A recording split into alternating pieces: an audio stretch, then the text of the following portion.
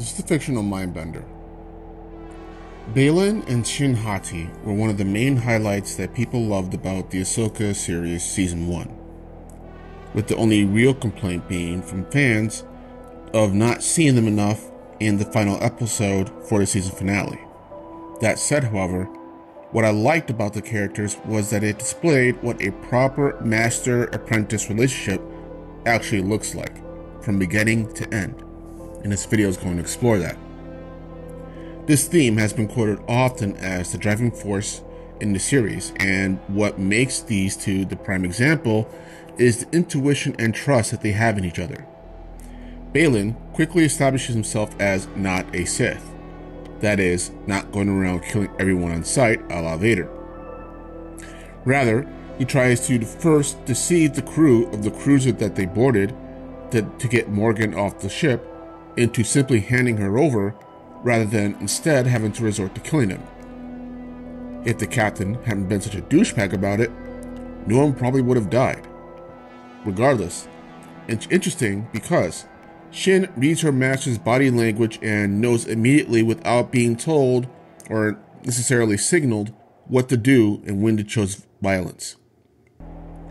Baylan, for his part, focuses on killing the captain and is content with letting his young apprentice seemingly go on a reckless rampage throughout the ship, which I think is not actually a reckless rampage, but rather that I think that they had pre-planned what was going to happen if things went south, with Shin's job to take out key points of the ship, such as the bridge, while he found and freed Morgan.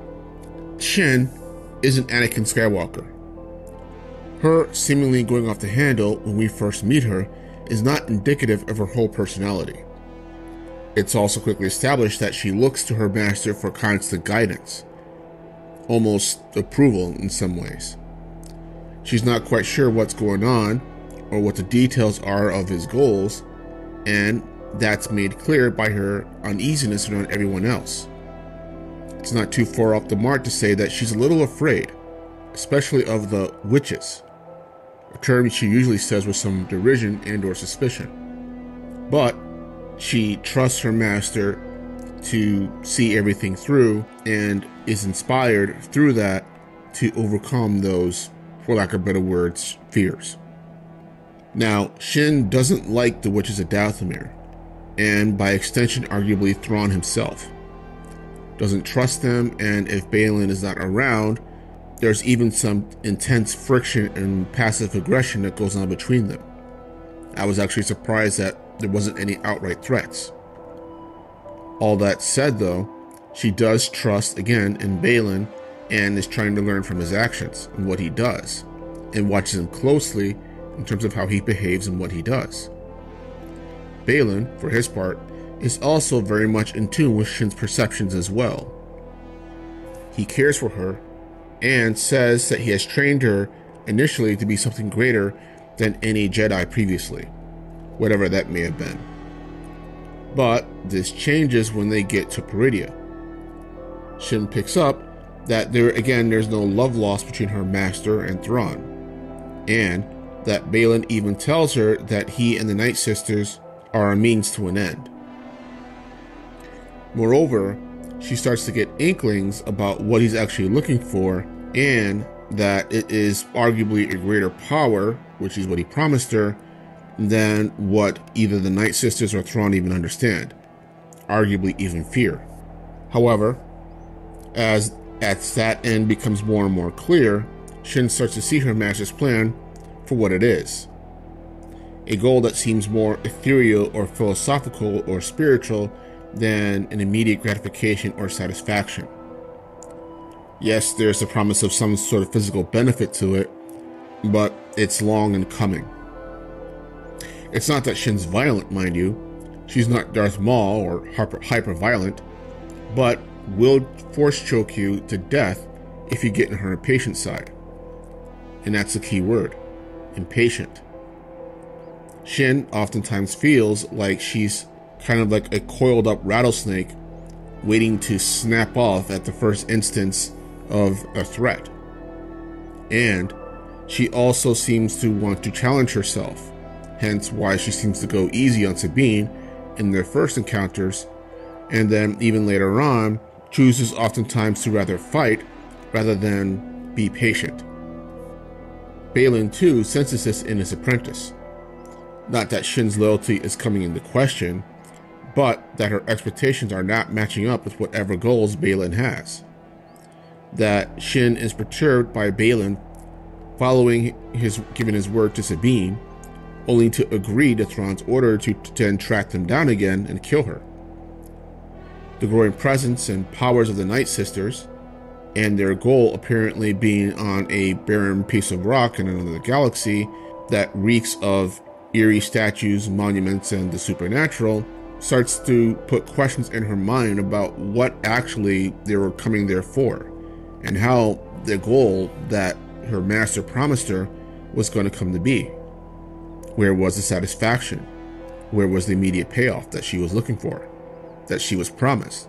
That in their native galaxy is what they understand to be power. Where is their power here?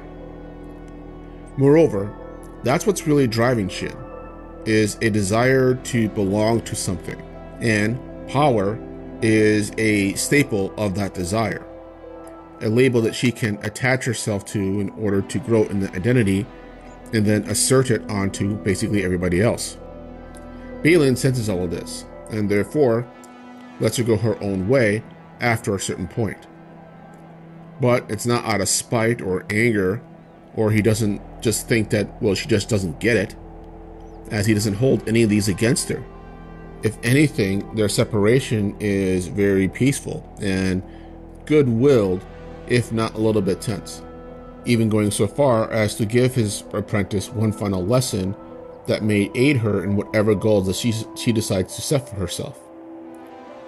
And while Shin is very much shocked by this sudden graduation, perhaps even scared since she's in another galaxy and a barren planet with no way off, she chooses to seemingly rise to the occasion and begin seeking her own way to her own goals. Goals which she's still not quite sure of how to get to, as that she does hesitate for a moment when Ahsoka offers to teach her, and I guess you can say finish the training that Baylan started, but her own goals nonetheless, as she chooses to walk off instead. And this is why Baylan and Shin have the best master-apprentice relationship that I've seen in Star Wars. Both are very attached to each other, but don't cling to each other so much that it smothers the other person, or project their desires and or fears onto the other person. Both clearly have ideas of what their goals are, but don't try to force their perception of those goals to conform on the other person when they start to diverge. And both separate under good terms and don't have a falling out as one would expect of a Sith or even a Jedi. Now, I'm not sure if they're supposed to be gray or dark Jedi as YouTube and the internet are arguing over, but whatever they are, they improve on the master apprenticeship model that is followed by both aforementioned orders. The Sith share the option of the same goal, yet it can only be attained by one of them killing the other, so that another apprentice can then take its place, the rule of two. The Jedi, on the other hand, and on paper, seem to have it down, but have come to be so dogmatic that they often lose their sense of what is happening in the other person, chalking up such irregularities to momentary emotional outbursts, or just falling back on their dogma of their interpretation of the Force to encourage the other person to reinforce the structure for the structure's sake. And if there is a separation instead of conformity with the Jedi, it often results in the apprentice going dark side or just leaving the order altogether. So basically, one is too loose while the other is too tight. Now, I'm not sure how they're going to work out the individual growth of Baylan and Shin now that they separated, and it goes without saying that it's more difficult with the passing away of Ray Stevenson. But as of season 1 at least, if Baylan's goals was to imitate all that was good about the Jedi Order and none of its flaws, then I think he and Shin succeeded. But what do you think? Do you think that their model of master and apprentice was an improvement or a further evolution in the Jedi and Sith practices of the model? Do you think there are flaws in their interpretation of that model that can be better, that can be improved on?